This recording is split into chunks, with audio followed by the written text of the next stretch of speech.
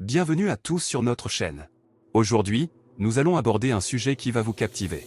L'arme secrète de l'armée japonaise, l'unité 731 et les expériences sur les humains. Vous allez découvrir les détails choquants de cette unité de recherche pendant la Seconde Guerre mondiale. Un sujet à la fois fascinant et dérangeant qui mettra en lumière l'horreur vécue par de nombreux individus. Restez avec nous jusqu'à la fin de cette vidéo pour en savoir plus sur ces expériences inhumaines. Et n'oubliez pas de vous abonner à notre chaîne, de mettre un pouce vers le haut et de laisser vos commentaires. Maintenant, entrons dans cette sombre histoire. L'unité 731 et les expériences sur les humains, un aperçu choquant de l'arme secrète de l'armée japonaise. L'histoire de l'unité 731 et des expériences effroyables menées sur des humains au cours de la Seconde Guerre mondiale est un sujet peu connu, mais incroyablement important à explorer. Pendant des années, cette unité secrète de l'armée japonaise a mené des expériences inhumaines sur des milliers de victimes non consentantes. Cet article plonge dans les détails de ces expériences horribles, révélant l'ampleur de l'horreur vécue par ceux qui ont été pris au piège de l'unité 731. L'unité 731, dirigée par le général japonais Shiro Ishii, a été créée en 1937 dans le but de développer des armes biologiques et chimiques pour l'armée impériale japonaise. Elle était basée dans la ville de Harbin, en Mandchourie occupée par le Japon. Sous le couvert d'une installation de recherche médicale, l'unité a mené des expériences d'une cruauté inimaginable sur des prisonniers de guerre, des civils et même des enfants. Les expériences menées dans l'unité 731 étaient souvent atroces et dépassaient l'imagination.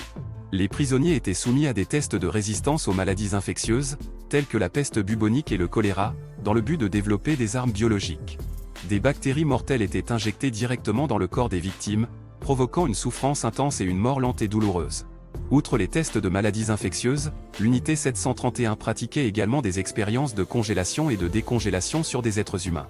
Les victimes étaient exposées à des températures extrêmement basses, provoquant des gelures sévères et des dommages irréversibles à leurs organes. Ces expériences étaient menées dans le but de développer des techniques de survie en cas de conditions météorologiques extrêmes pour les soldats japonais. L'utilisation de cobayes humains était monnaie courante dans l'unité 731. Les prisonniers étaient souvent soumis à des amputations sans anesthésie, dans le but d'étudier les effets des blessures de guerre et de trouver des moyens de les traiter plus efficacement.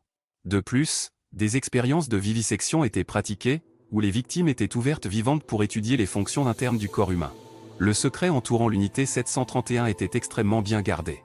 Les prisonniers étaient souvent kidnappés dans les pays occupés par le Japon, tels que la Chine et la Corée, et emmenés dans les installations de recherche de Harbin.